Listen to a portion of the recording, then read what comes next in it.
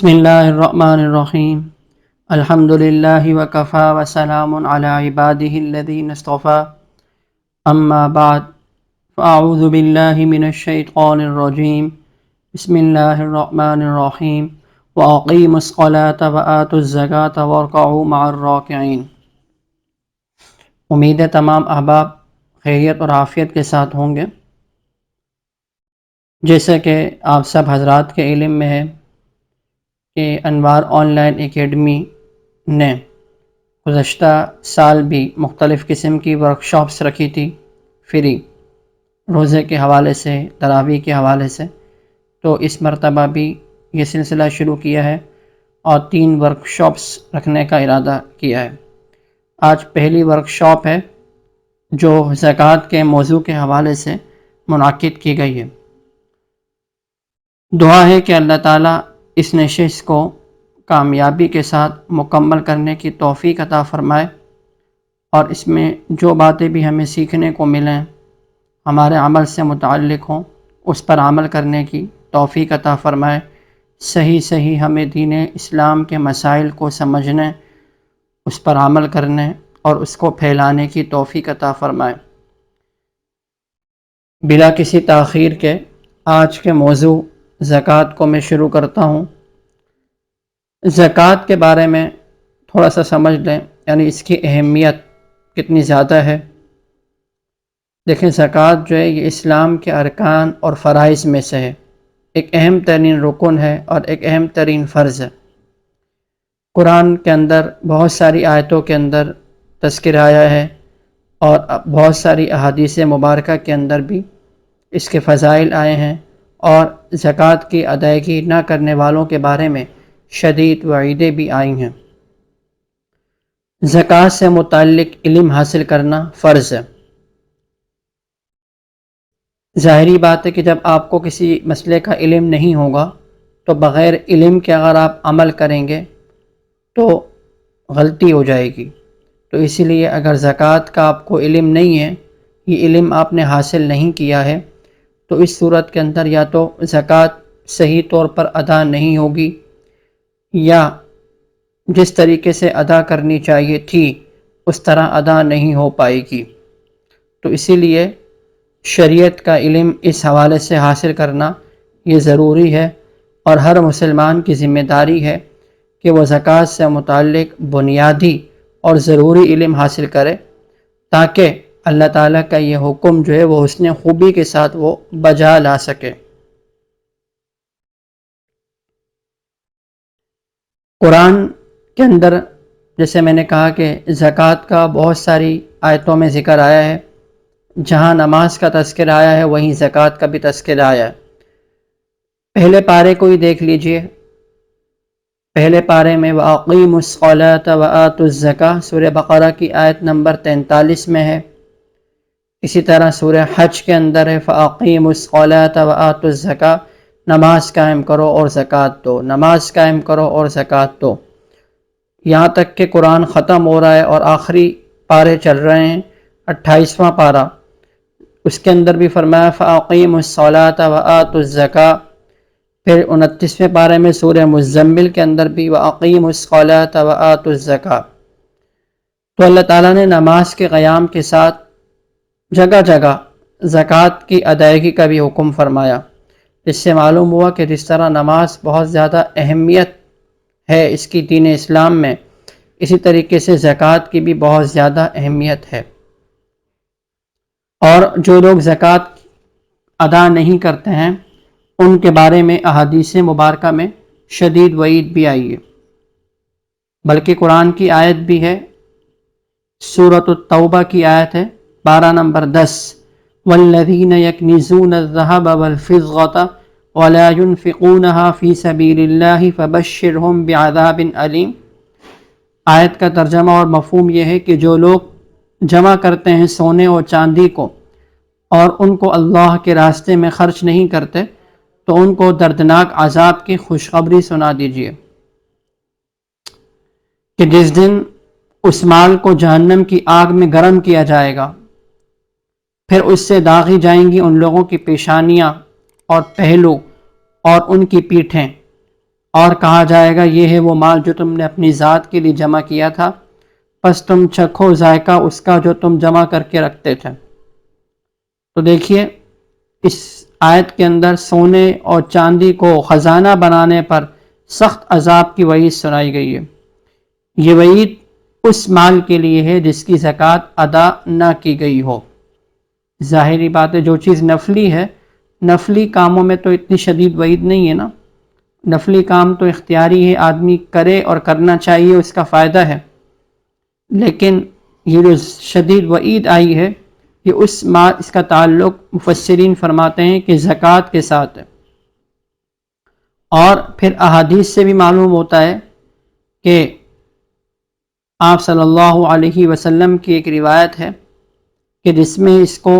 بتایا گیا کہ یہ اسلام کا بنیادی رکن ہے۔ بنی الاسلام علی خمس، فرمایا کہ اسلام کی جو بنیاد ہے وہ 5 چیزوں پر ہے۔ ان 5 چیزوں میں سے ایک چیز فرمایا کہ اس بات کی گواہی دینا کہ اللہ کے سوا کوئی معبود نہیں اور بے شک محمد صلی اللہ علیہ وسلم اللہ کے رسول ہیں، اور دوسری چیز نماز کو قائم کرنا، تیسرے زکوٰۃ کو دینا، چوتھے حج کرنا، وصوم رمضان، اور 5ویں چیز رمضان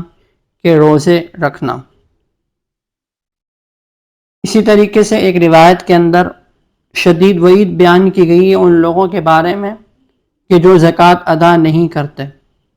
مفہوم اس کا یہ ہے کہ آپ صلی اللہ علیہ وسلم نے فرمایا جس آدمی کو اللہ نے مال عطا کیا ہو پھر اس نے اس کی زکوٰۃ ادا نہیں کی تو وہ مال قیامت کے دن اس آدمی کے سامنے ایسے زہریلے ناک کی شکل میں آئے گا جس کے سر کے بال جھڑے ہوئے ہوں گے اور اس کی آنکھوں کے اوپر 2 سفید نقطے ہوں گے، پھر وہ سانپ اس کے گلے کا طوق بنا دیا جائے گا، پھر وہ اس کی دونوں پانچیں یعنی جو کلے ہوتے ہیں ان کو پکڑ لے گا اور وہ اس سے کہے گا آدمی سے کہ میں تیرا مال ہوں، میں تیرا خزانہ ہوں جس کو تو جمع کرتا تھا۔ اور پھر آپ صلی اللہ علیہ وسلم نے قرآن مجید کی آیت تلاوت فرمائی جو سورہ آل عمران کی آیت ہے، وَلَا يَحْسَبَنَّ الَّذِينَ يَبْخَلُونَ، اور ہرگز گمان نہ کریں وہ لوگ جو زکوٰۃ کی ادائیگی میں بخل کرتے ہیں۔ تو دیکھیے قرآن کی آیتوں سے اور احادیث مبارکہ سے معلوم ہوتا ہے کہ زکوٰۃ کی ادائیگی ضروری ہے۔ انتہائی افسوس ہوتا ہے جب یہ معلوم ہوتا ہے کسی مسلمان بھائی یا بہن کے بارے میں کہ سب کچھ مال ہونے کے باوجود اتنا عرصہ گزر گیا اور اتنے سال گزر گئے لیکن اس فرض سے وہ غفلت میں مبتلا ہیں، یا تو وہ زکوٰۃ بالکل ادا نہیں کرتے یا پھر زکوٰۃ اپنی مرضی سے یعنی جتنا ادا کرنا چاہیں اتنی کر لیتے ہیں، پوری طور پر ادا نہیں کرتے۔ تو ایسے لوگوں کو غور کرنا چاہیے اور کل آخرت کی فکر پیدا کرنی چاہیے۔ ہم سب کے لیے اس میں نصیحت ہے، ہم سب کو فکر کرنی چاہیے، جو لوگ زکوٰۃ کی ادائیگی کرتے ہیں انہیں استقامت کی دعا مانگنی چاہیے، اور جو نہیں کرتے انہیں فکر کرنی چاہیے کہ اس فرض سے ہم کب تک غافل رہیں گے۔ یہ تو اس کی کچھ اہمیت تھی اور فضیلت تھی۔ کچھ عمومی غلط فہمیاں ہیں زکوٰۃ کے حوالے سے، تو میں ان کو بھی مختصراً بتا دیتا ہوں۔ مثلاً ایک غلط فہمی لوگوں میں یہ ہے کہ زکوٰۃ واجب ہونے کے جو بنیادی احکام ہیں نا ان سے واقفیت حاصل نہیں کرتے، نہ فکر مندی کرتے ہیں، کچھ بس دے دی زکوٰۃ جیسے دے دی، بس سمجھتے ہیں کہ ہم نے دے دی ہے، حالانکہ یا تو وہ صحیح طور پر مکمل ادائیگی نہیں ہو پا رہی ہوتی یا جس کو دینی چاہیے تھی اس کو نہیں دی۔ اسی طریقے سے بہت سارے لوگ تو مسلمان ایسے ہیں کہ جن کو زکوٰۃ کے نصاب کا علم ہی نہیں ہے کہ بھائی کون سے زکوٰۃ کی جو کن کن مالوں کے اندر جو وہ زکوٰۃ ہوتی ہے اور یہ کتنی مقدار میں ہو تو پھر ان کی زکوٰۃ فرض ہوگی ورنہ نہیں ہوگی۔ اسی طریقے سے جیسے خواتین ہوتی ہیں مثلاً سال بھر گزر جاتے ہیں زیور استعمال کرتی رہتی ہیں اور سمجھتے ہیں کہ یہ تو استعمال کے لیے ان کی زکوٰۃ تھوڑی ہوگی، جو ویسے رکھے ہوئے ہوں ان کی زکوٰۃ ہوگی۔ تو بہت بڑی غلط فہمی ہے یہ، بلکہ زیور کی بھی زکوٰۃ ہوگی چاہے وہ استعمال کے لیے ہو یا نہ ہو۔ اس طریقے سے بہت سے لوگ جو بڑے بڑے کاروباری قسم کے لوگ ہوتے ہیں کہ جن کے پاس مال کافی مقدار میں ہوتا ہے وہ اپنے مال کا حساب لگاتے ہی نہیں ہیں، یعنی زکوٰۃ کے حوالے سے۔ ویسے تو لینے دینے میں تو خوب ماہر ہوتے ہیں وہ، یعنی کاروباری لوگ جو ہوتے ہیں، بعض، سب کی نہیں بات کر رہا، کیونکہ ایسے کیسز دیکھنے میں آتے ہیں کہ ان پر زکوٰۃ فرض ہو چکی ہوتی ہے یا نہیں ہوئی، انہیں پتہ ہی نہیں ہوتا، بلکہ بعض دیندار گھرانے تو اسے عیب اور دنیا داری سمجھتے ہیں، یعنی کہ حساب لگانے کو، مال کا حساب لگانے کو۔ حالانکہ یہاں جو حساب جو لگایا جا رہا ہے یہ تو زکوٰۃ کی فکر مندی کے طور پہ لگایا جا رہا ہے نا، یہ اس لیے تو نہیں لگایا جا رہا کہ بھائی کتنے جمع ہوئے اور کتنے لگ گئے اور کتنے ابھی اور آئیں اور کتنے آنے چاہیے تھے۔ یہ تو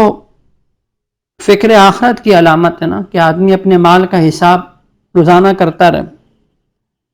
اسی طریقے سے بہت سے لوگوں کو یہ معلوم ہی نہیں ہوتا کہ بھائی ان کی ملکیت کیا چیز ہے، یعنی اکٹھے رہ رہے ہوتے ہیں، باپ بھائی وغیرہ سب، اور سب اکٹھا کھانا پینا ہو رہا، اور دیکھنے میں آ رہا ہے کہ ایک فرد زکوٰۃ دے دیتا ہے، سمجھتے ہیں کہ سب کی طرف سے زکوٰۃ ادا ہو گئی ہے، تو ملکیت ہی پتہ نہیں ہوتی کہ میری ملکیت میں ہے کیا اور یہ چیز میری ملکیت ہے یا نہیں ہے، تو اس حوالے سے بہت لاپرواہی پائی جاتی ہے۔ اسی طریقے سے زکوٰۃ کے مسئلے میں نصاب پر سال گزرنے کی کیا حقیقت ہے، یہ بھی سمجھ میں نہیں آتی۔ لوگ سمجھتے ہیں کہ ایک ایک روپے کے اوپر سال کا گزرنا ضروری ہے، ایسا نہیں ہے، جیسے آگے تفصیل میں بات ہوگی۔ اسی طریقے سے بہت سے لوگ زکوٰۃ تو دیتے ہیں لیکن کتنی زکوٰۃ دینی ہو اس کا علم حاصل نہیں کرتے۔ یہی وجہ ہے کہ جو مطلوبہ زکوٰۃ ان پر فرض ہو رہی تھی جتنی مقدار، اس میں کمی ہو جاتی ہے۔ اسی طریقے سے بہت سے لوگ زکوٰۃ تو دیتے ہیں ماشاءاللہ، لیکن اس کی تحقیق نہیں کرتے کہ بھائی دینے کس کو ہے، بس سمجھتے ہیں کہ سامنے والا کوئی بھی لاچار نظر آ رہا ہے اور کوئی مانگ رہا ہے، تو تحقیق نہیں کرتے، اس میں تھوڑی محنت نہیں کرتے، بلکہ دے دیتے ہیں اور پھر بعد میں پوچھتے ہیں مسئلہ کہ اب کیا کریں، حالانکہ پہلے سوچنا چاہیے تھا نا۔ بہت سے لوگ رفاعی اداروں کو دے دیتے ہیں اور جو کہ مستند نہیں ہوتے ہیں، بہت سے یعنی کہ رفاعی ادارے ایسے بھی ہیں جو مستند ہیں، جو زکوٰۃ ان کے مستحقین تک پہنچاتے بھی ہیں، لیکن بہت سارے کچھ ایسے بھی ہیں جو کہ غیر مستند ہیں، تو اسی لیے اس حوالے سے بھی کوئی فکر مندی نہیں ہوتی کہ علماء سے پوچھ لیا جائے کہ بھئی فلاں جو ٹرسٹ ہے تو اس حوالے سے آگاہی کریں، یا کوئی ایسا ٹرسٹ ہمیں بتائیں کہ ہم اپنی زکوٰۃ وہاں پر دیں۔ اسی طریقے سے بعض لوگ زکوٰۃ کی ادائیگی میں نام و نمود کا جذبہ بھی رکھتے ہیں، یعنی کچھ لوگ دکھا دکھا کر دیتے ہیں کہ بھائی دیکھو زکوٰۃ کے روپے ہیں، زکوٰۃ کے پیسے ہیں، اتنی مقدار میں ہم ان کو دے رہے ہیں، اتنی مقدار میں ہم نے ان کو دی، تو یاد رکھیے کہ اس سے آپ کی فرضیت تو ادا ہو جائے گی، لیکن اس کے اوپر جو ثواب ہے، اجر و ثواب ہے، اللہ تعالیٰ کی رضا ہے، وہ پھر حاصل نہیں ہوگی۔ تو اسی لیے زکوٰۃ تو اخلاص کے ساتھ ادا کرنی چاہیے۔ یہ کچھ غلط فہمیاں تھیں عمومی جو زیادہ تر پائی جاتی ہیں، وہ میں نے عرض کر دی ہیں۔ اسی طریقے سے ہمارا جو اگلا موضوع ہے وہ ہے زکوٰۃ کے نصاب کے حوالے سے۔ اس کو اچھے طریقے سے سمجھنے کی ضرورت ہے۔ بہت سے لوگ ایسے ہیں کہ ان کو زکوٰۃ کا نصاب معلوم نہیں ہوتا۔ تو دیکھیے زکوٰۃ میں بنیادی طور پر 4 چیزیں دیکھی جاتی ہیں: سونا ہے، چاندی ہے، رقم ہے، اور اسی طریقے سے مال تجارت ہے۔ یہ 4 چیزیں بنیادی طور پر دیکھی جاتی ہیں، اور یہ چاروں چیزیں عام معاشرے کے اندر لوگوں کے پاس، عام مسلمانوں کے پاس، ان میں سے ساری یا تو ہوتی ہیں یا کوئی ایک ہوتی ہی رہتی ہے۔ رقم میں مثلا ہر آدمی کے پاس ہوتی ہے، تو زکوٰۃ جو ہوتی ہے نا وہ ان 4 چیزوں کے اوپر ہوتی ہے۔ یاد رکھیے، سونا ہے، چاندی ہے، مال تجارت ہے، اور رقم ہے، یعنی زکوٰۃ میں ان چیزوں کو دیکھا جاتا ہے۔ باقی دیکھیں جانوروں کی بھی کچھ شریعت نے مقرر کیے کہ اتنے جانور ہو جائیں تو پھر اتنے دینا پڑے گا، اتنا دینا پڑے گا، اس کی اپنی الگ تفصیل ہے۔ جو لوگ مویشی پالتے ہیں اور جن کے بڑے بڑے بھینسیں ہیں، بڑے بڑے مطلب کیا ہے، جن کے بڑے جانور ہیں، تو وہ پھر اس حوالے سے مطلب معلوم کریں لوگوں، یعنی علماء کرام سے کہ ہمارے پاس اتنے مویشی ہیں، یعنی جن کے اوپر کیا زکوٰۃ لگتی ہے یا نہیں لگتی. اسی طریقے سے جو زراعت ہیں، زراعت پیشہ لوگ ہیں، تو ان کو معلومات لینی چاہیے علماء سے کہ اس کے اوپر عشر ہوگا یا کیا ہوگا. تو اس کی تفسیر اپنی اس طرح مدفون خزانے ہوتے ہیں، کچھ معدنیات چیزیں ہوتی ہیں نا، مدنی چیزیں، تو اس حوالے سے زکوٰۃ کی الگ تفصیل ہے. میں اس طرف نہیں جاؤں گا کیونکہ پھر وہ ٹاپک ہمارا بہت طویل ہو جائے گا، اور وہ صورتیں ایسی ہیں جو کہ میں نے کہا نا خاص لوگوں کے ساتھ پیش آتی ہیں. عمومی جو زکوٰۃ دی جاتی ہے اور زکوٰۃ میں جو دیکھا جاتا ہے وہ 4 چیزوں کو بنیادی طور پر دیکھا جاتا ہے. سونا ہے، چاندی ہے، سامان تجارت اور رقم. تو اس کو اچھے طریقے سے سمجھ لیجئے. ایک شخص ہے کہ اس کے پاس صرف سونا ہے اور باقی کچھ بھی نہیں ہے، نہ چاندی ہے اور نہ ہی کوئی رقم ہے، اور اسی طریقے سے مال تجارت بھی نہیں ہے. مثلا خواتین کے پاس سونا تو ہوتا ہے بسا اوقات، لیکن رقم نہیں ہوتی، مال تجارت بھی نہیں ہوتا اور چاندی بھی نہیں ہوتی ہے. تو اس صورت کے اندر جو زکوٰۃ کا جو نصاب بنے گا نا وہ 7.5 تولہ سونا بنے گا. یعنی اگر 7.5 تولہ سونا ہوگا نا تو اس وقت فرضیت آ جائے گی. اور کب آئے گی؟ یعنی ادائیگی کب ہوگی؟ تب اس کے اوپر 1 سال گزر جائے. دوسری صورت یہ ہے کہ جس شخص کے پاس ان 4 چیزوں میں سے صرف چاندی ہے، یعنی سونے کی تو ہم نے بات کر دی نا، ایک شخص ہے اس کے پاس صرف چاندی ہے یا صرف سامان تجارت ہے یا صرف رقم ہے، تو اس صورت کے اندر جو ہے نا وہ نصاب 52.5 تولہ چاندی کو معیار بنایا جائے گا. کہ اگر رقم اتنی ہے جو 52.5 تولہ چاندی کی مالیت تک پہنچ جاتی ہے تو اس صورت میں زکوٰۃ جو ہے وہ دینی ہوگی. یا سامان تجارت اتنا ہے جو 52.5 تولہ چاندی تک پہنچ جاتا ہے تو زکوٰۃ آئے گی. اسی طریقے سے چاندی خود اتنی مقدار میں ہے جو 52.5 تولہ چاندی کی مقدار تک پہنچ جاتی ہے تو زکوٰۃ آئے گی. یہ ہو گئی دوسری صورت. ہر صورت کو اچھے طریقے سے سمجھ لیں، اور باقی جو ہے اسباق کو ریکارڈ بھی کیا جا رہا ہے، تو جو سمجھ میں نہ آئے آپ اس کو پیچھے کر کے دوبارہ سن بھی سکتے ہیں. تیسری صورت کیا ہوتی ہے؟ تیسری صورت یہ ہوتی ہے کسی شخص کے پاس 7.5 تولے سونے سے کم سونا ہے. مثلا ایک عورت ہے، اس کے پاس سونا تو ہے 2-3 تولہ سونا ہے، لیکن اس کے ساتھ ساتھ اس کے پاس کچھ چاندی بھی ہے، کچھ سامان بھی ہے یا کچھ پیسے بھی ہیں. تو اس صورت میں یہ دیکھا جائے گا، ان سب کو ملا لیا جائے گا، یعنی مجموعی مالیت دیکھی جائے گی کتنی بنتی ہے. مجموعی مالیت اگر 52.5 تولہ چاندی تک پہنچ جاتی ہے تو ایسی عورت کے ذمے میں زکوٰۃ آ جائے گی. مثلا ایک عورت ہے، اس کے پاس 2 تولہ سونا ہے. اب 2 تولہ سونا ہے، اب یہ تو ایسا سونا ہے جو 7.5 تولہ سونے سے کم ہے نا. اب اس صورت میں دیکھیں گے بقیہ 3 چیزوں میں سے کوئی چیز ہے یا تینوں ہیں یا ان میں سے کوئی 2 ہیں یا 1 ہے، کیا ہے. مثلا سونے کے علاوہ اس کے پاس چاندی بھی ہے، رقم بھی ہے، مال تجارت بھی ہے، یا صرف رقم ہے، صرف مال تجارت ہے، یا صرف جو ہے وہ چاندی ہے.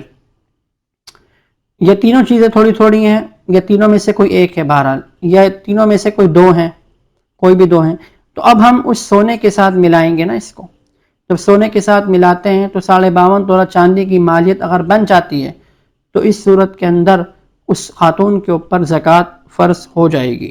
میں ایک مثال دے دیتا ہوں. ایک خاتون ہے، اس کے پاس 3 تولہ سونا ہے. سونے کا ریٹ آپ کو پتہ ہے کتنا ہائی فائی ہے آج کل، اور سونے کے ساتھ اس کے پاس 1 روپیہ بھی ہے، 1 روپیہ بھی ہے، نہ چاندی ہے نہ مال تجارت ہے. تو ایسی خاتون کے اوپر زکوٰۃ فرض ہو چکی ہے، کیونکہ سونے کو جب اس رقم یعنی 1 روپے کے ساتھ ملا دیا جائے تو اس صورت کے اندر 52.5 تولہ چاندی کی جو مالیت ہے وہ آرام سے بن جاتی ہے. لہذا ایسی خاتون کے اوپر یا ایسے شخص کے اوپر زکوٰۃ فرض ہو جائے گی. اسی طریقے سے کسی شخص کے پاس یہ چاروں چیزیں تھوڑی تھوڑی ہیں، تھوڑا سا سونا ہے، تھوڑی سی چاندی ہے، تھوڑی سی مال تجارت ہے، تھوڑے تھوڑے سے پیسے رکھے ہوئے ہیں، تو اس صورت میں سب کو ملائیں گے اور سب کو ملا کر 52.5 تولہ چاندی کی مالیت تک پہنچ جاتے ہیں تو پھر کیا ہو جائے گی؟ زکوٰۃ اس پر آ جائے گی. اسی طریقے سے 5ویں صورت ہو گئی، 4 صورتیں ہو گئی نا. 5ویں صورت اور آخری صورت، یعنی کہ کسی شخص کے پاس ان چاروں چیزوں میں سے کوئی 1 یا 1 سے زائد چیزیں نصاب کو پہنچتی ہیں، اور ساتھ میں اس کے پاس ان باقی چیزوں میں سے بھی کچھ موجود ہو. تو سب کو ملا کر مجموعی قیمت کی زکوٰۃ ادا کرنی ہوگی. سب کو ملا کر مجموعی قیمت کی. مثال کے طور پہ خاتون ہے نا، اس کے پاس 7.5 تولہ سونا بھی ہے اور اسی طریقے سے اس کے پاس جو ہے وہ 10,000 بھی ہیں. اب سونے کا تو نصاب پورا ہے نا اس کے پاس، اور 10,000 بھی ہیں، تو ان دونوں کو ملائیں گے اور ملا کر جو بھی مالیت بنتی ہے تو اس کے کیا نام ہے زکوٰۃ اس کے ذمے میں ہوگی، یعنی 2.5% زکوٰۃ اسے دینی پڑے گی. مثال کے طور پہ 7.5 تولہ سونا ہے اور 10,000 بھی ہیں، ہم نے ان دونوں کو ملایا. مثال کے طور پر بتا رہا ہوں، اس پہ کمی پیشی ہو سکتی ہے. جب دونوں کو ملایا تو اس کی مالیت جو بنتی ہے مثال کے طور پہ 50 لاکھ بنتی ہے بالفرض، تو اس صورت میں 50 لاکھ گویا کہ آپ کا نصاب ہے. اس 50 لاکھ میں سے 2.5% کی آپ نے جو ہے وہ زکوٰۃ دینی ہوگی. اسی طریقے سے یعنی کہ زکوٰۃ جو ہوتی ہے نا، یعنی یہ سمجھ لیں 2.5% پر ہوتی ہے نا، یعنی 1 لاکھ میں 2,500. آسان یہ ہوتا ہے. تو یہ 5 صورتیں ہیں، ان کو اچھے طریقے سے سمجھ لیں. یہ زکوٰۃ کے نصاب کے حوالے سے ہیں. اچھا، باقی جو چیزیں ہیں سونا چاندی کے علاوہ مثلا دکان ہے، کوئی مکان ہے، پلاٹ ہے، گاڑی ہے، ہیرے ہے، جواہرات ہیں، موبائل ہے، کمپیوٹر ہے، فریج ہے، سلائی مشین ہے، گھر کے سامان ہوتے ہیں نا، فرنیچر ہے، جوتے ہو گئے، اسی طریقے سے موٹر سائیکل ہو گئی، آپ کی گاڑی ہو گئی، تو ان کے اوپر زکوٰۃ نہیں آئے گی. ہاں اگر ان میں سے کوئی بھی چیز آپ نے تجارت کی نیت سے لی ہے نا، تو اس صورت میں یہ مال تجارت کہلائے گی اور پھر اس کی بھی زکوٰۃ ہوگی، اور پھر وہی تفصیل کے مطابق جو ہم نے پیچھے بتائی ہیں 5 صورتیں، ان کے مطابق اس کا حکم لگایا جائے گا. اسی طریقے سے کچھ چیزیں ایسی ہیں جو سونے اور چاندی سے متعلق ہمیں سمجھنی ہے. دیکھیں، سونے اور چاندی جو ہے نا، وہ ہر صورت میں قابل زکوٰۃ اموال ہیں. یعنی چاہے سونا اور چاندی زیورات کی شکل میں ہوں، پھر وہ زیورات چاہے آپ کے استعمال کے لیے ہوں یا ویسے ہی رکھے ہوں. اسی طریقے سے سونا اور چاندی اگر برتن ہوں یا کسی بھی شکل میں ہوں، کسی نے سونے کی گھڑی پہنی ہوئی ہے مثلا پوری، یا اس طریقے سے وہ الگ مسئلہ ہے شرعی کہ کس کو پہننی، کس کو نہیں پہننی چاہیے، نہیں پہننی چاہیے. بالفرض ایک مثال بتا رہا ہوں، یا سونے اور چاندی کے برتن وغیرہ سمجھ لیں، یہ والی مثال. یا اس طریقے سے سونا اور چاندی چاہے آپ نے تجارت کے لیے رکھے ہوئے ہوں یا اپنے پاس ویسے ہی رکھے ہوئے ہوں، جیسے سوناروں کی دکانیں ہوتی ہیں نا، انہوں نے سونا اور چاندی بیچنے کے لیے رکھا ہوتا ہے. تو بہرحال ہر صورت کے اندر یہ قابل زکوٰۃ اموال ہیں. جو کہتے ہیں نا خواتین ہم تو استعمال کرتی ہیں اس کو، لہٰذا اس کی ہم زکوٰۃ کیوں دیں، تو وہ غلطی پر ہیں. جیسے میں نے پیچھے بھی کہا کہ ہر صورت کے اندر ان کی زکوٰۃ ادا کی جائے گی. اسی طریقے سے یہ بات سمجھ لیں کہ سونے اور چاندی کے جو زیورات کی زکوٰۃ ہے نا، وہ قیمت فروخت کے اعتبار سے ادا کی جائے گی. قیمت فروخت کے اعتبار سے، یعنی ایسا نہیں کہ آپ مارکیٹ سے لے کر آئی تھیں 6 مہینے پہلے جس میں لیا تھا اس کا اعتبار نہیں ہوگا، بلکہ قیمت فروخت کا، کہ جب آپ اس کو فروخت کریں گی تو وہ کتنے میں فروخت ہوگا. اور یہ کوئی مشکل نہیں ہوتا. بہت سارے سونار تو ماشاءاللہ آج کل باقاعدہ ان کے پاس ایسی سہولت ہوتی ہے کہ جس میں وہ زکوٰۃ کی ادائیگی کرنے والوں کی مطلب خیال رکھتے ہیں، پورا ان کے پاس حساب ہوتا ہے، کتاب ہوتا ہے، تو کہ مشکل نہیں ہے. تو ان سے بآسانی معلوم کیا جا سکتا ہے کہ بھائی یہ میرے پاس یہ سونا ہے، یہ اتنے کیرٹ کا ہے اور سال پورا ہو رہا ہے، تو کتنے یعنی کہ کس اعتبار سے یعنی کہ اس کی زکوٰۃ میں ادا کروں. اور اسی طریقے سے قیمت فروخت میں نے کہا نا، تو قیمت فروخت کے اعتبار سے ان سے معلوم کیا جائے. اسی طریقے سے یہ بات سمجھ لیں کہ سونا اور چاندی یا تو تجارت کے لیے ہوں یا پھر اس کے زیورات وغیرہ بنائے گئے ہوں گے. اگر سونا اور چاندی ایسا ہے نا کہ اس کے زیورات بنائے گئے ہیں، تو ایسی صورت میں ان زیورات میں جو نگینہ ہوگا نا، نگینہ موتی ہو گیا، ٹانکا وغیرہ ہو گیا، تو ان کو شامل کر کے ان کی مجموعی قیمت فروخت کے اعتبار سے زکوٰۃ ادا کی جائے گی. یعنی یہ سب مال تجارت کہلائے گا. مثلا کوئی انگوٹھی ہے نا، انگوٹھی ہے تو اس میں نگینہ بھی ہوتا ہے. اس طریقے سے کوئی ہار ہے، اس میں موتی ہے، کوئی ٹانکا وغیرہ ہے، تو آپ نے سونا مال تجارت کے لیے نا، اس سونے کی بات ہو رہی ہے جو مال تجارت کے لیے ہو، تو اس میں ان سب کو مال تجارت شمار کیا جائے گا۔ اور اگر وہ مال تجارت کے لیے سونا نہیں ہے بلکہ آپ نے اپنے استعمال کے لیے لیا ہے، تو اس صورت کے اندر یہ جو نگینہ ہے، موتی ہے اور ٹانکا وغیرہ ہے، اس کو نہیں، اس کی زکوٰۃ نہیں ہوگی۔ اس کو ہٹا کر صرف جو خالص سونا ہوگا اور جو خالص چاندی ہوگی اس کی زکوٰۃ ادا کی جائے گی، کیونکہ سونے اور چاندی کے علاوہ دیگر جو چیزیں ہوتی ہیں نا، نگینہ ہو گیا، موتی وغیرہ، یہ جب تجارت کے لیے نہ ہو تو ان پر زکوٰۃ نہیں ہوتی نا۔ بہت ساری چیزیں ایسی ہوتی ہیں نا کہ ویسے تو وہ ان پہ زکوٰۃ نہیں ہوتی، لیکن جب وہ تجارت کی نیت سے ہوں تو ان کی زکوٰۃ ہوتی ہے، جیسے میں نے پیچھے تفصیل کے ساتھ بیان کر دیا ہے۔ اسی طریقے سے یہاں یہ مسئلہ سمجھ لیں کہ ذاتی ملکیت میں رقم جو بھی موجود ہوتی ہے نا کسی آدمی کے پاس، تو اس رقم کے اوپر زکوٰۃ ہوگی، چاہے وہ رقم آپ کے پاس گھر میں رکھی ہوئی ہے، آپ کی جیب میں ہے، یا آپ کے اکاؤنٹ میں ہے، یا آپ نے کسی کے پاس امانت رکھوائی ہوئی ہے، یا آپ نے کسی کو قرضہ دی ہوئی ہے، یا جہاں کہیں بھی ہو، سب پر زکوٰۃ کا حکم لاگو ہوگا۔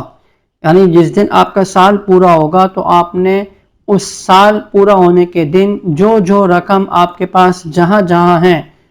آپ نے اس سب کو ملانا ہوگا، ان سب کی زکوٰۃ کی ادائیگی کی فکر کرنی ہوگی۔ یا ایک شخص نیا نیا ہے، ابھی اس پر پہلے کبھی زکوٰۃ نہیں دی ہے، تو وہ ان زکوٰۃ کی ادائیگی میں، صاحب نصاب بننے میں، ان تمام رقوم کو دیکھے گا جو جہاں کہیں ہے، کسی کو دی بھی ہے، اکاؤنٹ میں ہے، اپنے پاس گھر میں ہے، یا جیب میں ہے، امانتاً دی بھی ہے، سب کو ملایا جائے گا۔ یعنی بعض لوگوں کے ذہن میں نا رقم کا بہت محدود تصور ہے، یعنی ان کے پاس یہ ہے کہ رقم اگر اپنے پاس ہو یا اکاؤنٹ میں ہو یا کسی اور کے پاس امانت رکھوائی ہو، صرف اسی کو زکوٰۃ میں شمار کرتے ہیں۔ حالانکہ دیکھیں یہ ایک بہت تفصیلی وہ ہے، بہت ساری رقوم ایسی ہوتی ہیں کہ آدمی کے وہ اکاؤنٹ میں بھی نہیں ہوتی ہیں، نہ امانت کے طور پر ہوتی ہیں، نہ جیب میں ہوتی ہیں، لیکن ان کے اوپر زکوٰۃ لاگو ہو رہی ہوتی ہے۔ مثال کے طور پر اب اس کو اچھے طریقے سے آپ سمجھ لیں، یعنی رقم جو ہے وہ کون کون سی صورتیں بنتی ہیں رقم کی، یعنی اپنی ملکیت میں آپ کے موجود ملکی کرنسی ہو یا غیر ملکی کرنسی، اس کو شامل کریں گے۔ اس طریقے سے آپ نے حج یا عمرہ کرنے کے لیے کوئی رقم جمع کر رہے ہوتا ہے نا لوگ، یا مکان بنوانے کے لیے، گاڑی خریدنے کے لیے، موبائل خریدنے کے لیے، شادی بیاہ کے لیے آپ نے رقم جمع کر رکھی ہے کہ بچی کی شادی کریں گے، تو یاد رکھیے یہ سب رقم کو شامل کیا جائے گا زکوٰۃ میں۔ اس طریقے سے آپ نے کسی کو قرض کے طور پر کوئی رقم دی ہوئی ہو اور آپ نے اس کے ملنے کی امید بھی ہو آپ کو کہ ملے گی، اگرچہ تاخیر سے ملے گی لیکن ملے گی، تو اس صورت میں اس کو بھی شامل کیا جائے گا۔ اسی طریقے سے وہ رقم جو کسی کے ذمے ادھار ہو، یعنی اس نے آپ سے کوئی چیز خریدی تھی ادھار پر، اور وہ رقم اس نے آپ کو دینی ہے اور آپ کو اس کے ملنے کی امید بھی ہے کہ بھئی وہ دے گا، تو اگرچہ تاخیر سے ہی ملنے، لیکن امید ہے کہ بھئی دے گا، کبھی نہ کبھی دے گا، تو اس صورت کے اندر اس کو شامل کیا جائے گا۔ اس طریقے سے آپ کے پاس جو بینک اکاؤنٹ میں رکھی ہوئی رقم ہے اس کو بھی ملایا جائے گا۔ اسی طریقے سے ایزی پیسہ جیسے اکاؤنٹس میں جو جمع کرائی جاتی ہے نا رقم، اس کو بھی شامل کریں گے۔ اس طریقے سے بعض لوگ انشورنس، یعنی جو بیمہ پالیسی ہوتی ہے، اس میں کچھ رقم جمع کراتے ہیں نا، انشورنس تو جائز نہیں ہے، یہ تو مروجہ ہے، بلکہ اس کے بنسبت جو اختیار کرنی چاہیے چیز وہ تکافل کو اختیار کرنا چاہیے۔ وہ تکافل بھی وہ جو کہ علماء کی نگرانی کے اندر ہو، باقاعدہ شریعت کے اصولوں اور ضابطوں کے مطابق ہو، مستند علماء کی نگرانی میں کام ہو رہا ہو، تو وہاں پر جو ہے وہ کام ان کے ساتھ معاملہ کرنا چاہیے، نہ کہ انشورنس۔ تو بہرحال انشورنس کی جو رقم ہے نا، بیمہ پالیسی والی جو رقم ہوتی ہے جمع کرائی گئی، اس کو بھی شامل کریں گے زکوٰۃ میں۔ اس طریقے سے جو پرائز بانڈ کی جو اصل رقم ہے، جو اصل رقم ہوتی ہے نا، اس کو بھی شامل کیا جائے گا زکوٰۃ میں۔ اسی طریقے سے کوئی ذاتی ہے یا مشترکہ کاروبار ہے، جیسے شرکت و مضاربت وغیرہ میں لگائی گئی رقم، تو اس کو بھی کیا ہے ملایا جائے گا دیگر اموال کے ساتھ۔ اسی طریقے سے آپ نے جو رقم انویسٹمنٹ کے طور پر دی تھی، اس پہ آپ کو نفع حاصل ہو رہا ہے، تو اس جو نفع میں حاصل ہو رہا ہے اس نفع کو بھی کیا کریں گے، آپ شامل کریں گے آپ اپنی دیگر رقوم اور دیگر زکوٰۃ کے اموال کے ساتھ۔ اسی طریقے سے نوکری اور ملازمت سے جو آپ کو تنخواہ جو ملتی ہے نا، تو اس کو بھی شامل کریں گے۔ اگرچہ آپ کا کہنا یہ ہے کہ یہ میرے گھر کے راشن کے لیے، بیوی بچوں کی ضروریات کے لیے، بیماری کے لیے، ان چیزوں کے لیے، لیکن میں نے کہا کہ رقم بہر صورت کیا ہے، اگرچہ ضرورت کے لیے کیوں نہ ہو تو بھی اس کو کیا ہوتا ہے شامل کیا جاتا ہے۔ اسی طریقے سے کمیٹیاں ڈالتے ہیں نا لوگ، بی سی جسے کہا جاتا ہے، تو اس میں آپ نے جو رقم جمع کرائی ہے اور آپ کو ابھی تک آپ کی کمیٹی نکلی نہیں ہے، لیکن آپ نے مثلاً 5-6 مہینے کی قسطیں بھر چکے ہیں، تو یہ جو آپ نے 5-6 مہینے کی جو قسطیں بھری ہیں نا، ان کو بھی آپ دیگر رقوم اور دیگر اموال کے ساتھ زکوٰۃ کے شامل کریں گے، ملائیں گے۔ اسی طریقے سے جو بچت سرٹیفکیٹ ہوتے ہیں، جیسے ایف ای بی سی اور این ڈی ایف سی اور این آئی ٹی وغیرہ میں جمع کرائی گئی جو اصل رقم ہوتی ہے، تو اس کو بھی شامل کیا جائے گا۔ تو یہ بات سمجھ لیجئے، دوبارہ میں بتا رہا ہوں، رقم ان اموال میں سے جن پر زکوٰۃ کا حکم لگتا ہے، یعنی اس کا ضرورت سے زائد ہونا کوئی بھی ضروری نہیں ہے، اگرچہ وہ ضرورت کے لیے کیوں نہ ہو، تب بھی آپ نے اس کو دیگر رقوم اور دیگر اموال زکوٰۃ کے ساتھ ملانا ہوگا، اگرچہ آپ کی ضرورت ہی کے لیے کیوں نہ ہو۔ جی، اگلا موضوع ہمارا یہ ہے کہ مال تجارت۔ کافی دیر سے اس کا لفظ میں کہہ رہا ہوں نا، مال تجارت، مال تجارت۔ یہ مال تجارت کیا ہوتا ہے؟ ویسے تو آدمی اس کا مفہوم تو سمجھتا ہے کہ بھائی جو آدمی نے چیز بیچنے کے لیے لی ہو، یعنی کہ اس لیے خریدی ہو کہ اس کو آگے بیچوں گا، تو وہ مال تجارت ہوتا ہے۔ دیکھیں، مال تجارت سے مراد وہ مال ہے جو تجارت ہی کی حتمی نیت سے خریدا گیا ہو، یعنی آدمی اسی لیے خرید رہا ہے، مثلا کوئی مکان ہے، پلاٹ ہے، فلیٹ ہے، دکان ہے، گھر ہے، یا کوئی اور چیز ہے، کوئی راشن ہے، کوئی اور چیز ہے، کوئی کپڑے ہیں، کوئی جوتے ہیں، اس نیت سے خرید رہا ہے کہ اس کو آگے میں نے فروخت کرنا ہے، تو یہ کیا ہوگا؟ یہ مال تجارت کہلائے گا۔ یعنی آپ کی نیت تو یہی ہے کہ فروخت کروں گا، اگرچہ آپ بس اوقات یہ بھی ہوتا ہے نا کہ آدمی بولتا ہے کہ کوئی پارٹی ملے گی نا تو بیچ دوں گا، یعنی لے تو رہا ہوں میں، ابھی سستی مل رہی ہے مجھے، کل کو مہنگی ہے، 2024 چل رہا ہے، 25 میں اور مہنگی ہو جائیں گی دکانیں، فلیٹ وغیرہ، تو کیوں نہ میں خرید لوں، پارٹی رکھ گئی تو میں کیا کروں گا؟ بیچ دوں گا۔ بیچنا تو ہے میں نے، یعنی خود بنانا نہیں۔ حتمی نیت کیا ہے اس کی؟ بیچنے ہی کی ہے، یا تو فی الفور بیچ دے گا لے کر، یا پھر تاخیر سے کیا ہے بیچ دے گا۔ تو یاد رکھیے یہ سب مال تجارت ہے، اور ایسے مال پر زکوٰۃ کا حکم لاگو ہوگا۔ یہ تو تعریف میں نے بتائی نا، یہ اچھی طرح ذہن نشین کر لیں۔ تو معلوم کیا ہوا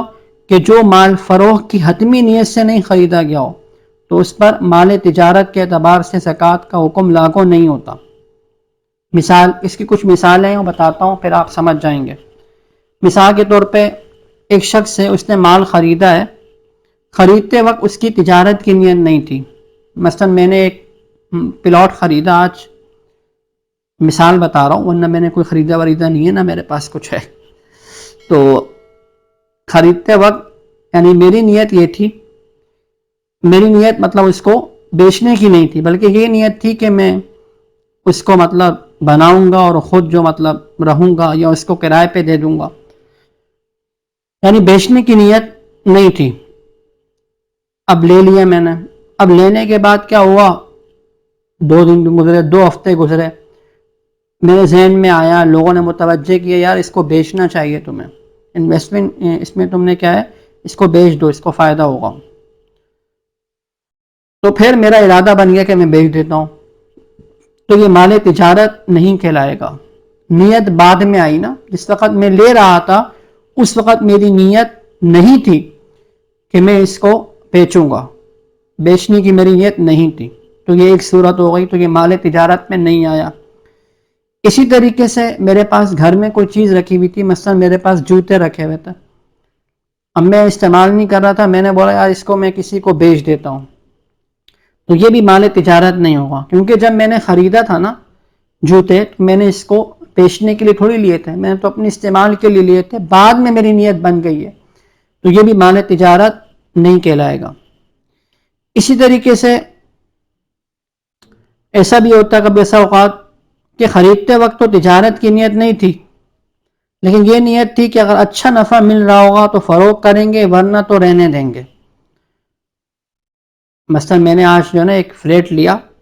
اور میری بیچنے کی نیت نہیں تھی، بس یہی تھا کہ یار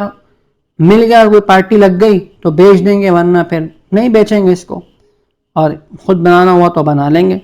یعنی گویا کہ حتمی نیت نہیں تھی بیچنے کی، تو یہ بھی مال تجارت کے حکم میں نہیں آئے گا،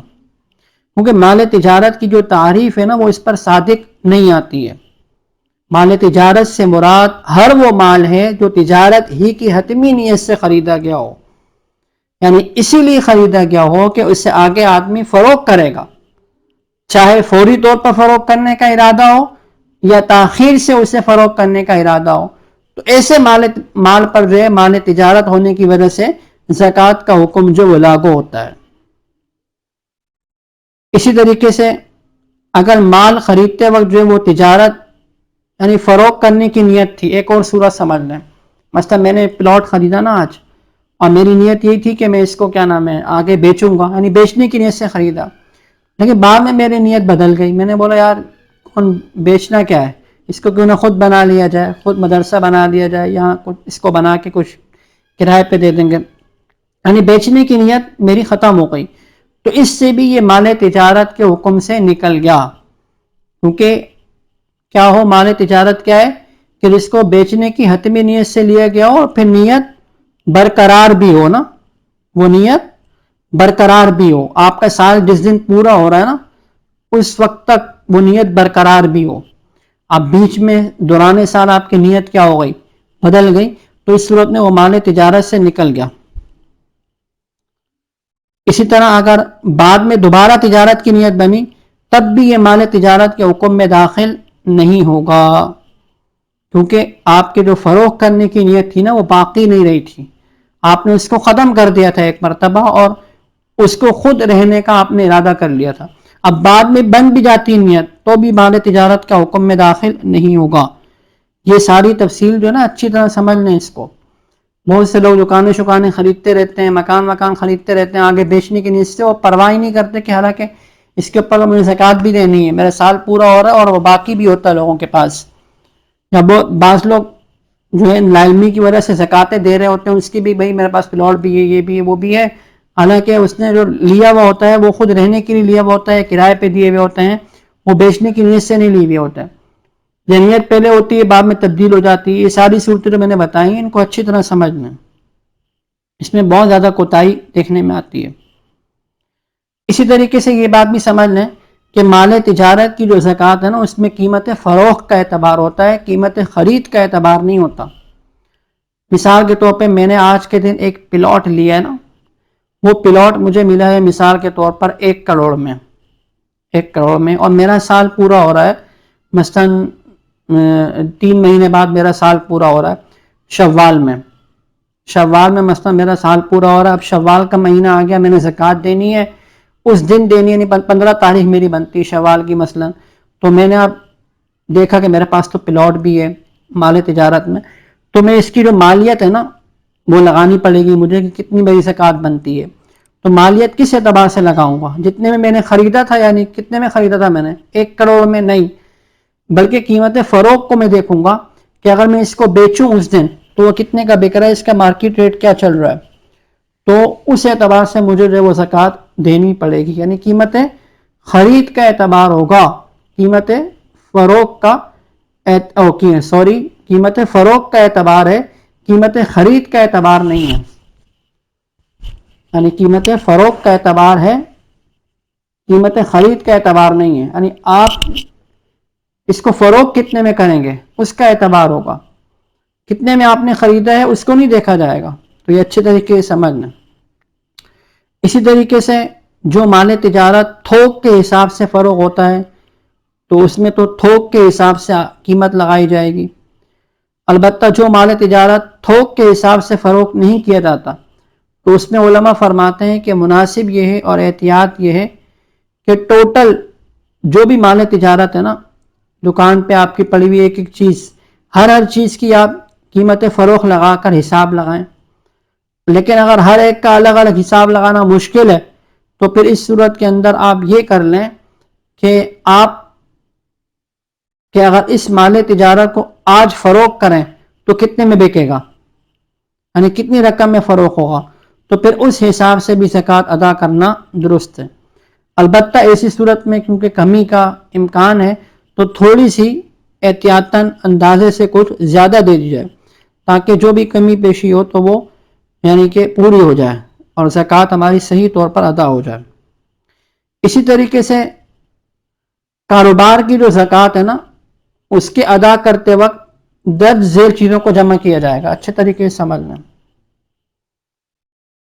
نمبر 1، کل مال تجارت کی قیمت فروخت. کل مال تجارت کی قیمت فروخت. اسی طریقے سے اپنی ملکیت میں آپ کے پاس جو رقم ہوگی اس کو بھی آپ ملائیں گے. اسی طریقے سے کاروبار سے جو حاصل ہونے والا نفع ہے اس کو بھی آپ ملائیں گے. اسی طریقے سے لوگوں کے ذمے جو ادھار رقم ہے جس سے کہ ملنے کی امید بھی ہے اگرچہ تاخیر سے کیوں نہ ہو تو اس کو بھی آپ نے ملانا ہوگا. ان چاروں کو ملا کر جمع کر کے آپ اپنے قرضوں کو نکالیں گے، یعنی اپنے قرضوں کو منہا کریں گے یعنی منفی کریں گے. تو باقی بچنے والی جو رقم ہے اگر وہ 52.5 تولہ چاندی تک پہنچتی ہے تو پھر اس صورت میں زکوٰۃ واجب ہو جائے گی، ورنہ نہیں. کیونکہ ایسا بھی ہے نا کہ آدمی کے اوپر قرضے ہوتے ہیں.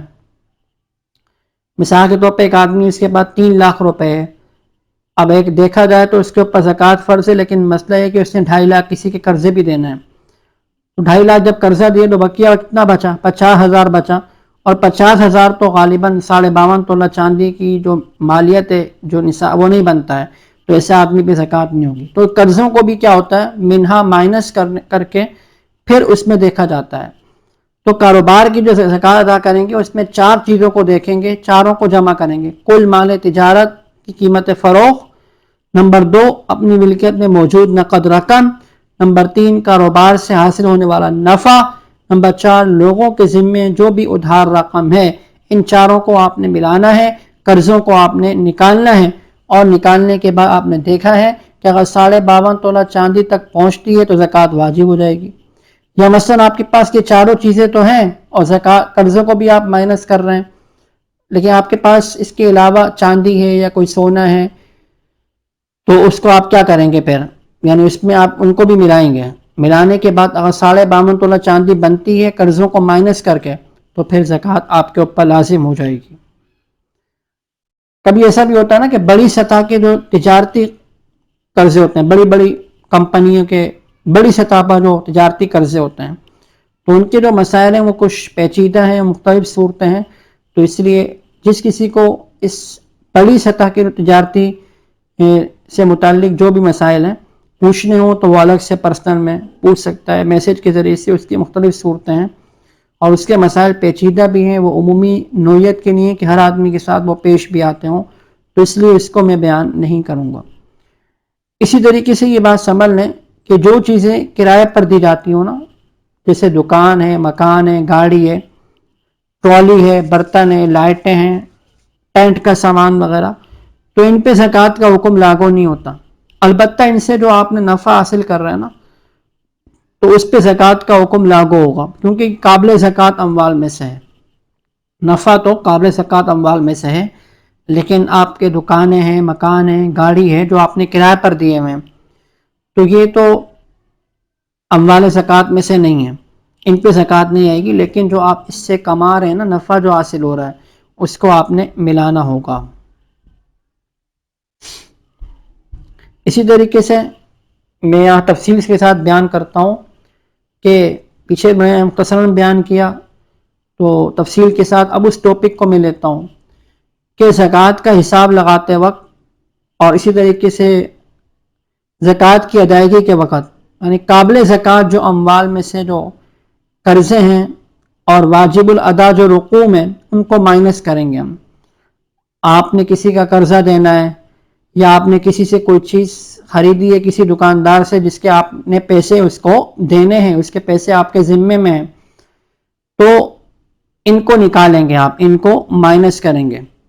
تو اس کے بعد بھی اگر آپ نصاب تک پہنچ رہا ہے آپ کا مال تو زکوٰۃ آئے گی، ورنہ نہیں آئے گی.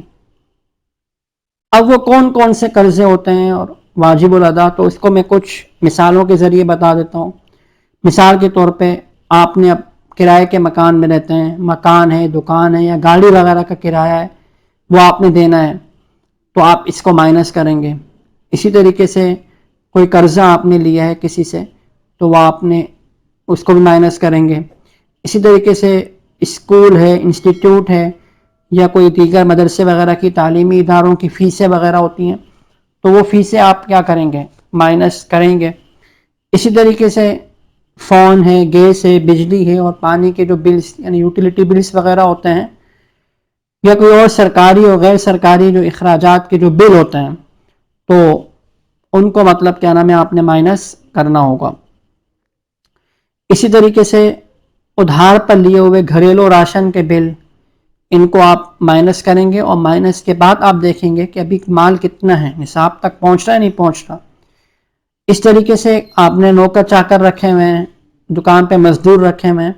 آپ نے ان کی تنخواہیں دینی ہے، ان کو اجرت دینی ہے تو اس کو بھی آپ کیا کریں گے، مائنس کریں گے. اسی طریقے سے ادھار اور قسطوں پر آپ نے کوئی سامان لیا ہوا، کوئی دکان لی ہوئی، کوئی مکان یا گاڑی وغیرہ کی جو رقم ہے اس کو بھی آپ مائنس کریں گے. اسی طریقے سے ادھار پر لیے ہوئے کوئی مال تجارت ہے، اس کی رقم ہے تو اس کو کریں گے مائنس. اسی طریقے سے کمیٹی ڈالی ہوئی اور BC ڈالی ہوئی ہے تو وہ آپ کی نکل چکی ہے، آپ کی کمیٹی نکل چکی ہے، اب آپ قسطیں بھر رہے ہیں نا، تو بقیہ جتنی قسطیں آپ کی رہتی ہیں تو اس کو بھی آپ کیا کریں گے، مائنس کریں گے. اس طرح بیوی کا مہر جو آپ نے ادا نہیں کیا، البتہ آپ کی ادا کرنے کی نیت ہو، اگرچہ معجل ہو یا معجل، تو اس صورت کو بھی کیا ہے، مائنس کریں گے. البتہ بعض علماء یہ بھی کہتے ہیں کہ جو مہر معجل ہے یعنی جو تاخیر کے ساتھ ادا ہو رہا، معجل حمزہ کے ساتھ معجل، تو اس کو منع نہیں کریں گے. اس طریقے سے پچھلے سالوں کی زکوٰۃ جو آپ نے ابھی تک ادا ہی نہیں کی ہے تو اس کو بھی مائنس کریں گے.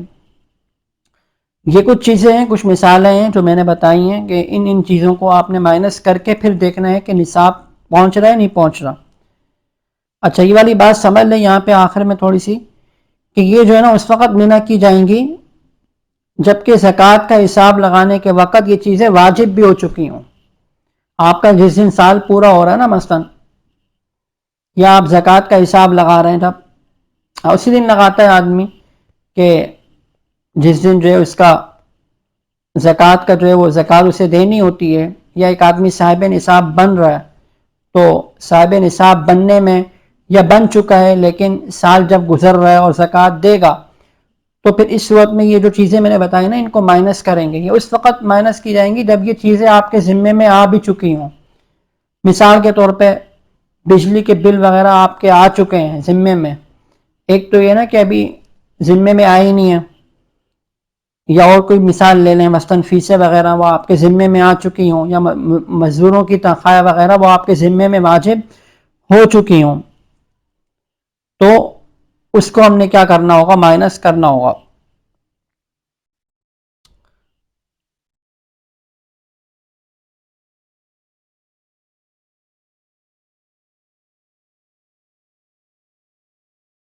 اسی طریقے سے میں یہاں کمیٹی کے حوالے سے دوبارہ تفصیل کے ساتھ مسئلہ بتا دیتا ہوں.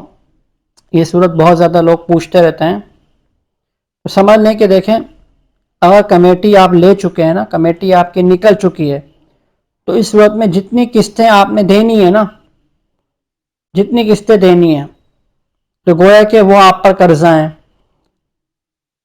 تو لہذا اس صورت میں زکوٰۃ کا جب حساب لگائیں گے نا آپ تو اس قرضے کو یعنی ان قسطوں کو آپ کیا کریں گے، مائنس کر کے پھر لگائیں گے. اور اگر آپ کی کمیٹی نہیں نکلی، یعنی دوسری صورت کیا ہے، کمیٹی آپ کی نہیں نکلی ہے، تو جتنی قسطیں آپ جمع کرائیں نا، تو وہ تمام رقم گویا کہ آپ کا قرضہ ہے دوسرے پر، گویا کہ آپ کا قرضہ ہے، لہٰذا زکوٰۃ کا حساب لگاتے وقت اس کو آپ جمع کر کے پھر حساب لگائیں گے۔ تو کیا ہے، اگر کمیٹی نکل چکی ہے تو جتنی قسطیں دینی ہیں ان کو مائنس کریں گے، اور اگر کمیٹی نہیں نکلی تو جتنی قسطیں آپ بھر چکے ہیں ان بھری ہوئی قسطوں کو آپ شامل کریں گے اپنے دیگر رقوم اور دیگر اموال زکوٰۃ کے ساتھ ملا کر۔ آپ دیکھیں گے کہ نصاب بن رہا ہے یا نہیں،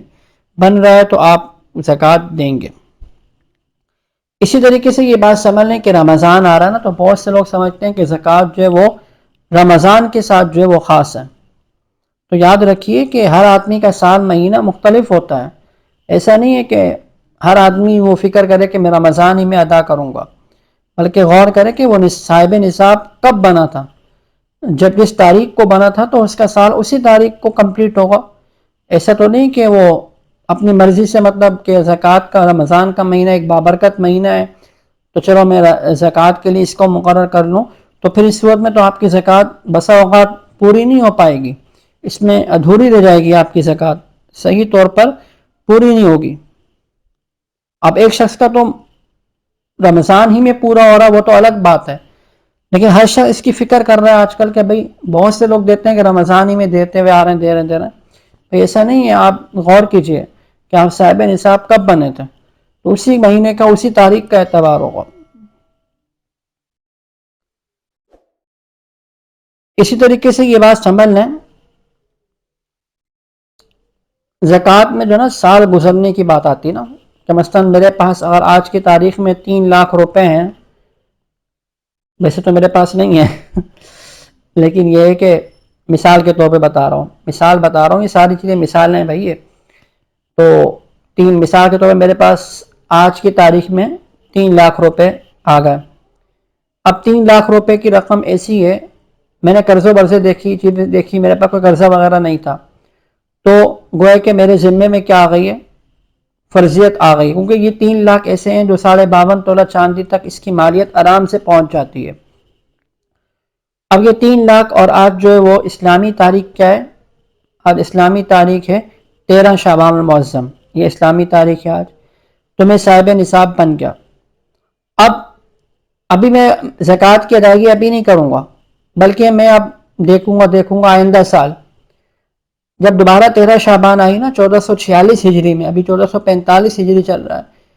تو دوبارہ جب 13 شعبان آئی تو میں نے دیکھا کہ میرے پاس اب کتنی رقم ہے، بالفرض میرے پاس 3 لاکھ کے بجائے 5 لاکھ ہو گئے، یعنی اضافہ ہو گیا نا، دوران سال رقم میرے پاس آئی تو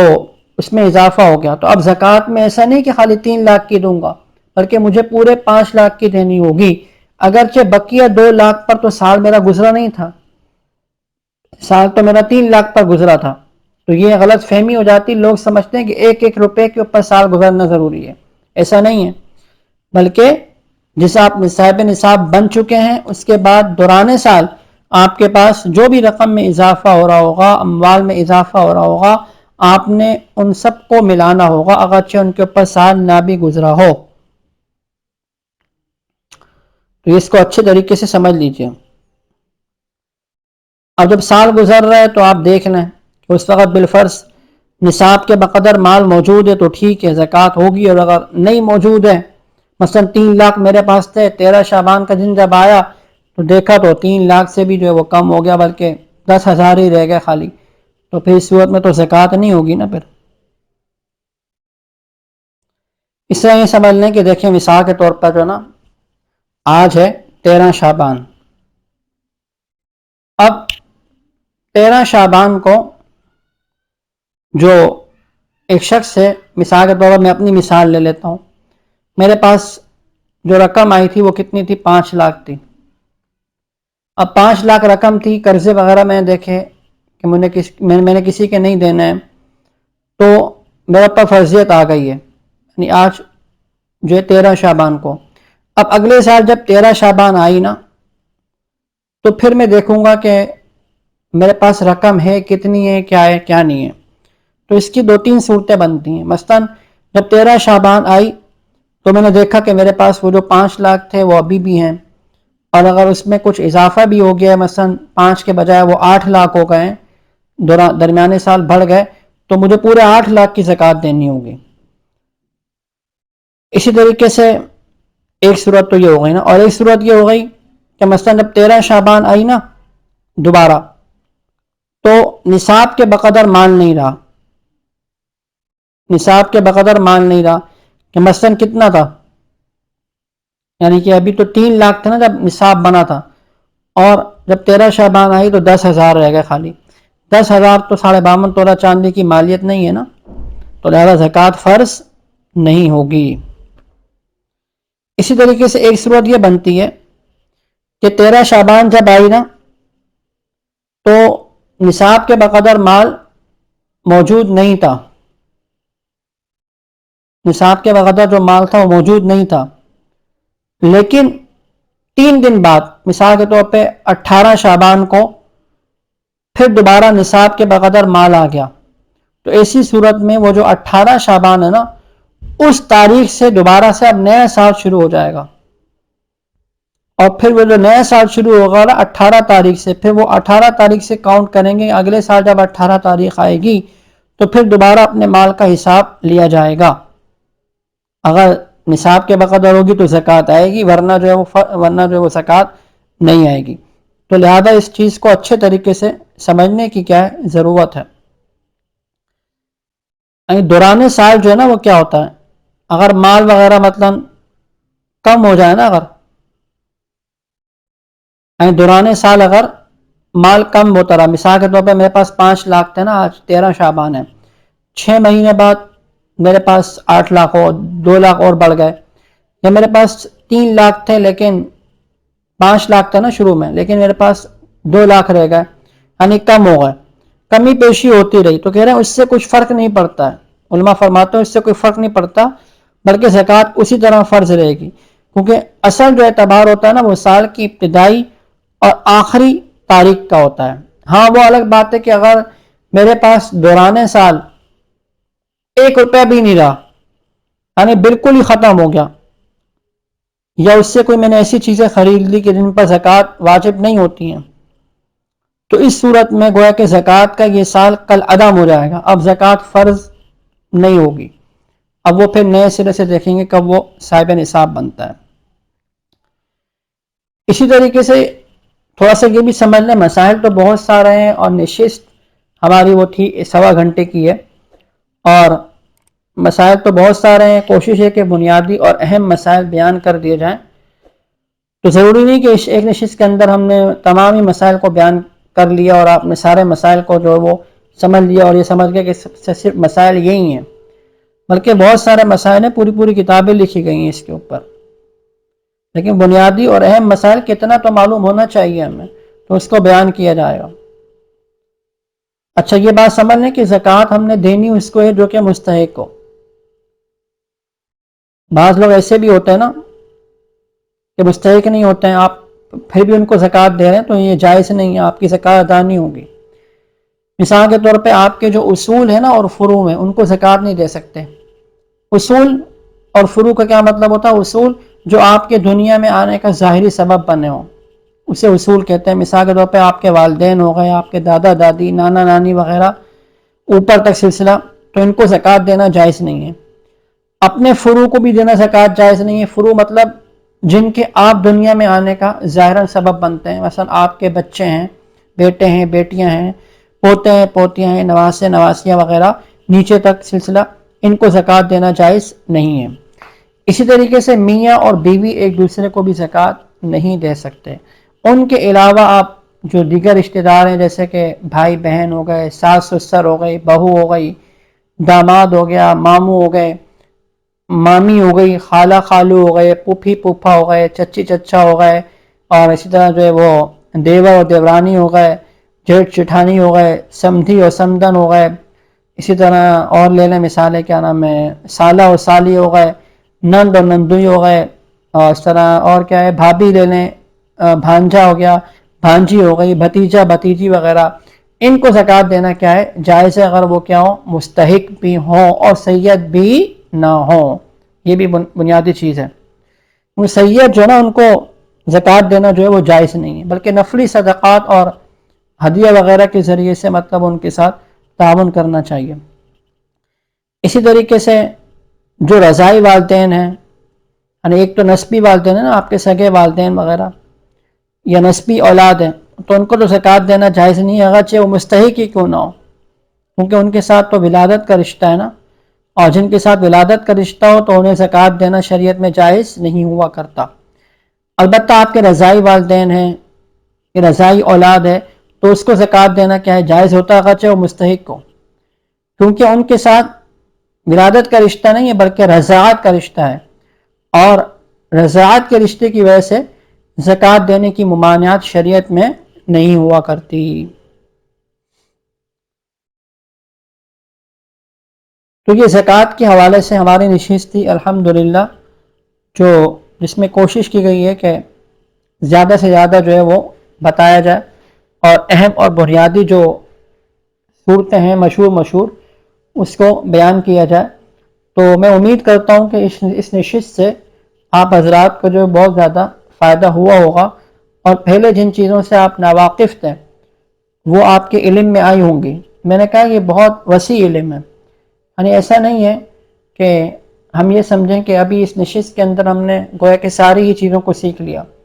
اور سب سے زیادہ آسان صورت یہی ہوتی ہے کہ دیکھیں آپ اپنی جو کاروباری حالت ہے، اپنی جو مالی حالت ہے نا،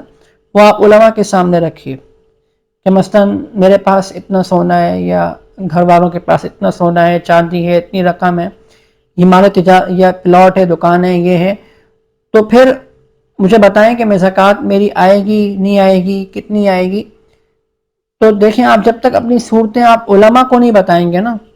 اپنی جو گھریلو صورتیں ہیں، مطلب زکوٰۃ کے حوالے سے بتا رہا ہوں، یہ مسئلے سے واقفیت کے لیے،